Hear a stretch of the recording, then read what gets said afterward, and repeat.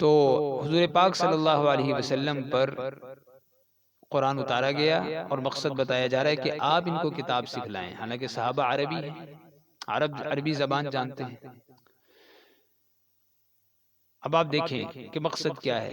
قرآن پاک کی آیت اتری فَكُلُوا وَاشْرَبُوا حَتَّى يَتَبَيَّنَ لَكُمُ الْخَيْطُ الْأَبْيَضُ مِنَ الْخَيْطِ الْأَسْوَدِ مِنَ الْفَجْرِ ثُمَّ أَتِمُّوا الصِّيَامَ إِلَى اللَّيْلِ۔ یہ دوسرے پارے کی آیت ہے، تو اس آیت کے اندر وقت بتایا جا رہا ہے کہ اگر تم روزے کے لیے کھا پی رہے ہو تو کب تک کھا سکتے ہو؟ تو فرمایا کھاؤ اور پیو کہ یہاں تک کہ سفید دھاگا کالے دھاگے سے واضح ہو جائے۔ اب اس آیت کا کیا مطلب ہے؟ اب ایک صحابی نے کیا کیا، انہوں نے 2 دھاگے لیے اور اپنے تکیے کے نیچے رکھ دیے،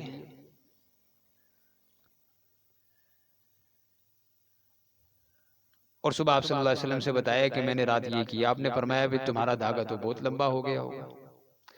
اب حالانکہ اس سے مراد صبح کی سفید دھاری اور رات کی سیاہ دھاری مراد ہے۔ اب عرب دان صحابی ہیں، لیکن ظاہری معنی سے کہاں سے پہنچ گئے؟ تو یاد رکھیں کہ یہ علم اللہ نے فرشتوں کے ذریعے حضور صلی اللہ علیہ وسلم پر اتارا۔ حضور صلی اللہ علیہ وسلم نے صحابہ کو سکھلایا، اور سارے صحابہ مفسر نہیں تھے، مخصوص صحابہ تھے جنہوں نے تفسیر کا علم حاصل کیا، پھر تابعین نے ان سے علم حاصل کیا۔ جس طرح قرآن نقل ہو کر ہمارے پاس آیا ہے، یاد رکھیں قرآن کی تفسیر بھی وہی معتبر ہے جو منقول ہو قرآن سے، حدیث سے، صحابہ سے، تابعین سے، اور ان سے جو منقول ہوگی وہی تفسیر معتبر ہے۔ اس کے علاوہ کوئی اپنے ذہن سے، اپنے دماغ سے، اپنی عقل سے، اپنی ذہانت سے تفسیر کرے گا، وہ رد کر دی جائے گی۔ اس کو سامنے رکھتے ہوئے قرآن پاک کی تفسیر کا سب سے پہلا ماخذ قرآن پاک ہے، کہ ایک جگہ قرآن پاک کی ایک آیت مجمل، دوسری جگہ دوسری آیت اس کی تفسیر کر رہی ہوتی ہے۔ جیسے صراط الذین انعمت علیہم، کہ اللہ ان کے راستوں پہ چلا جن پر تو نے انعام کیا۔ کون لوگ ہیں؟ 5ویں پارے میں اللہ اس کی تفسیر فرما رہے ہیں، اولئک مع الذین انعم اللہ علیہم من النبیین والصدیقین والشہداء والصالحین۔ یہ وہ لوگ ہیں جن پر اللہ نے انعام کیا، یعنی انبیاء، صدیقین، شہداء اور صالحین ہیں۔ یہ ایک ایک میں مثال دیتا جا رہا ہوں۔ دوسرا ماخذ، کوئی آیت ایسی جس کی تفسیر قرآن سے نہ ملے تو پھر حدیث میں تلاش کریں۔ تو حدیث کے اندر تو سینکڑوں چیزیں ہیں۔ نماز کا طریقہ قرآن میں نہیں، وہ حدیث سے۔ زکوٰۃ کا طریقہ قرآن میں نہیں، وہ حدیث سے۔ حج کا مکمل طریقہ قرآن میں نہیں، وہ احادیث سے۔ تو احادیث نے تمام احکامات کو واضح کیا۔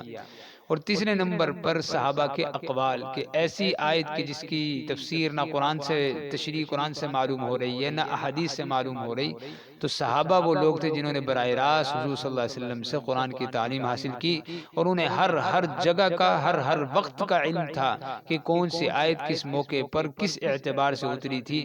لہٰذا تیسرے نمبر پر قرآن کے بارے میں جو علم معتبر وہ صحابہ کا، اور صحابہ کے بعد تابعین کا، جنہوں نے براہ راست صحابہ سے علم تفسیر حاصل کیا ہے۔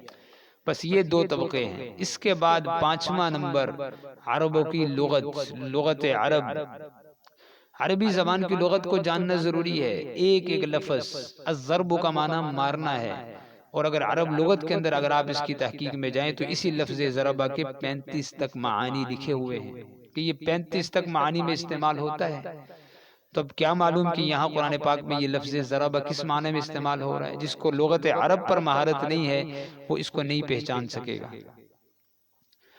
تو یہ قرآن پاک کی تفسیر کے اصول ہے۔ صرف محض کچھ الفاظ عربی کے جان لینا اور پھر قرآن پاک کی تفسیر لکھنے بیٹھ جانا، یہ خود بھی گمراہ ہونے اور لوگوں کو گمراہ کرنے کے مترادف ہے۔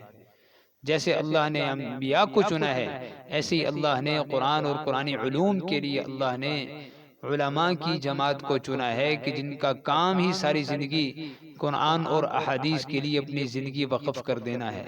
وہ لوگ جو ہمیں قرآن پاک اور احادیث کی تشریحات دیں گے، وہ کوئی طبقہ ہمیں نہیں دے سکتا، کہ جنہوں نے اپنے آپ کو جو ہے دنیا کما کر یا دنیا بنا کر وہ کہیں کہ ہم جو ہے وہ دین کی چیزیں لوگوں کو بتا دیں، تو یہ انسان کے لیے خطرناک چیز ہے۔